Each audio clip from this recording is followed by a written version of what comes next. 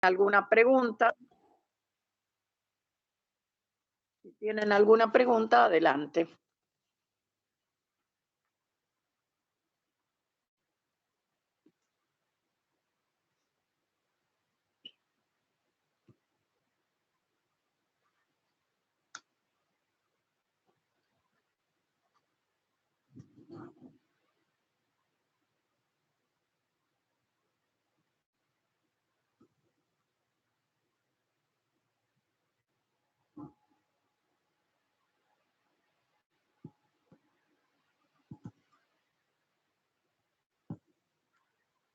Bien. Visto que no hay preguntas.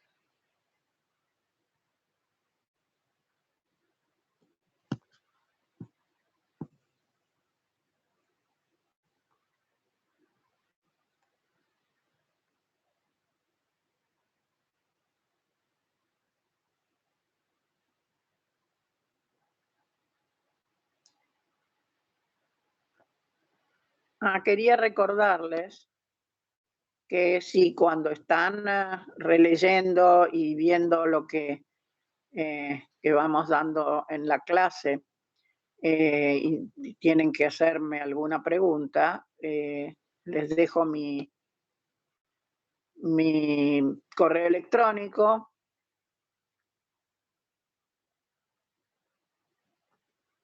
Ana W 2708 @gmail.com.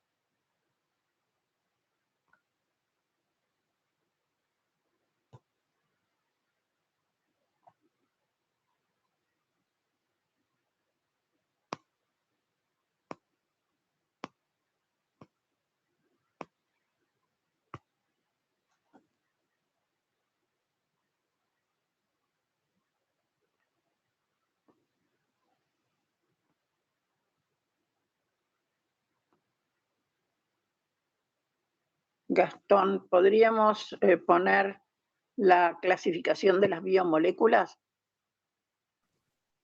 Así Sí, ya la hablamos un pongo. poco. Sí, sí, ahora la comparto. Ok, muy bien.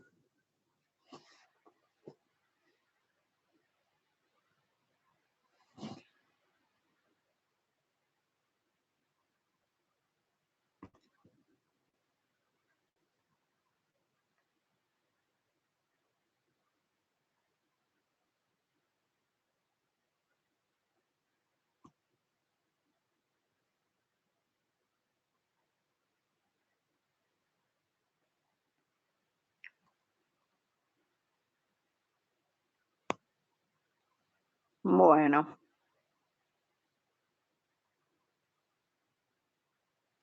Entonces, dentro de la clasificación de las biomoléculas, tenemos biomoléculas inorgánicas, naturalmente el agua, los gases que normalmente tenemos presentes a nivel celular, que son el oxígeno, el nitrógeno. Recuerden que la composición del aire tiene un porcentaje muy alto de nitrógeno, el dióxido de carbono, que es lo que se produce en la respiración.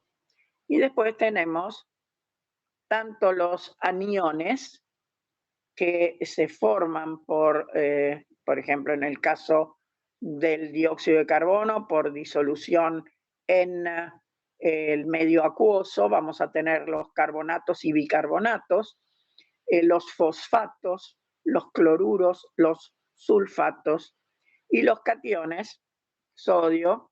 Recuerden, eso lo saben de biología, cuál es el catión más abundante extracelular y cuál es el catión más abundante intracelular. Eso es muy importante porque esos intercambios implican energía. Supongo que ustedes lo habrán visto en biología. Y después tenemos el calcio, el magnesio, el ion amonio. Bien, y después vamos a pasar a las biomoléculas orgánicas. Dentro de las biomoléculas orgánicas tenemos los hidratos de carbono o glúcidos, los lípidos. Recuerden que entre los glúcidos tenemos las moléculas relativamente pequeñas, por ejemplo, los monosacáridos, y tenemos los polímeros, que son grandes moléculas como la celulosa o el almidón. Los lípidos tenemos lo que llamamos grasas neutras, y después tenemos otras moléculas que generalmente están asociadas con los lípidos, ¿no? Por ejemplo, pigmentos. Después tenemos los aminoácidos y las proteínas, los ácidos nucleicos, y tenemos un conjunto de moléculas que son lo que vamos a denominar metabolitos intermedios o intermediarios, que son todos esos componentes de las rutas metabólicas. O sea, son las distintas etapas de transformación de las sustancias del metabolismo. Y ahí es donde nos vamos a encontrar con un montón de compuestos que ustedes habrán visto o no en química orgánica. Por ejemplo, alcoholes, aldehídos, cetonas, ácidos carboxílicos, aminas y otros tantos.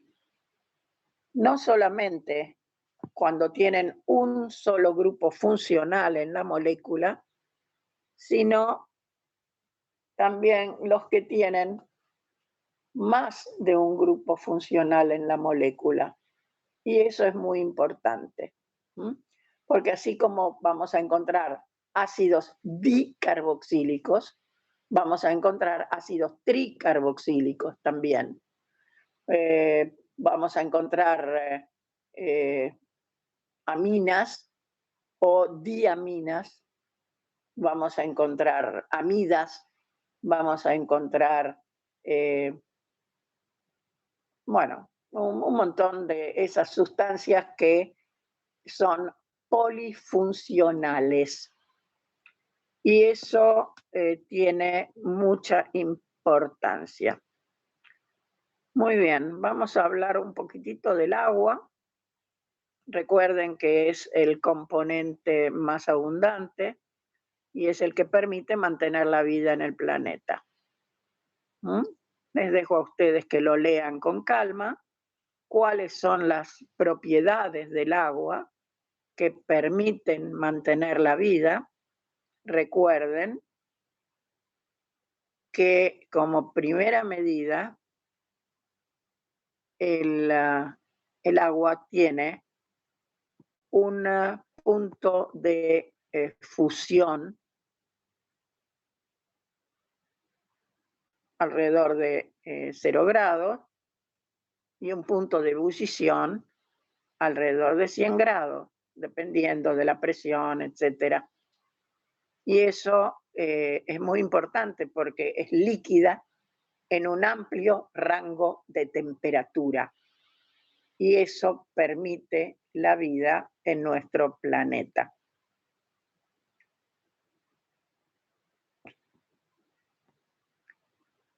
Por otro lado, la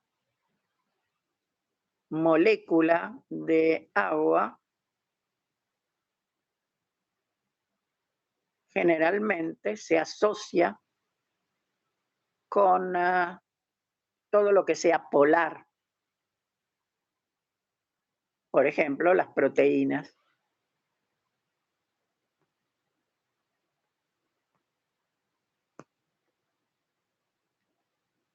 Y hay entonces un par de propiedades físicas también importantes, aparte del estado líquido en un amplio rango de temperatura, la densidad máxima a los 4 grados.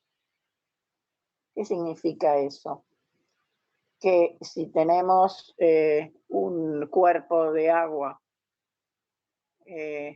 se va a congelar la superficie, pero debajo de la superficie vamos a tener a más de 0 grados, por la sencilla razón de que la densidad máxima es a los 4 grados centígrados. Bien. Y recuerden que el hielo es un aislante térmico. ¿Qué más tenemos como propiedad? Alta constante dieléctrica. ¿Y qué tiene que ver eso? Es el que permite una alta capacidad de solvente, o sea que se disocian las sales minerales en el agua. Y alto calor específico, también eso es importante. ¿Por qué? Porque absorbe en las reacciones químicas, absorbe la energía sin alterar demasiado la temperatura de la masa de agua. Por otro lado,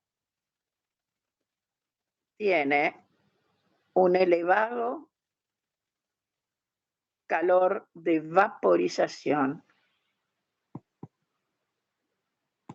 Eso también es importante porque cuando se evapora el agua, se produce enfriamiento de la superficie, donde se produce la evaporación. Y eso es importante a nivel de la piel y de los pulmones. Por otro lado, tiene elevada tensión superficial. ¿Qué quiere decir eso?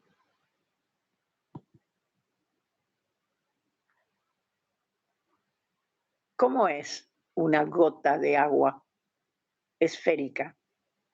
Quiere decir que tiene una superficie libre que es la menor, la superficie que ofrece al ambiente es la menor. Y eso es importante también. Y sobre todo, el agua es un dipolo. Y el hecho de que el agua sea un dipolo, ¿por qué es un dipolo? Porque tiene una estructura que depende del ángulo de valencia del oxígeno. Y entonces,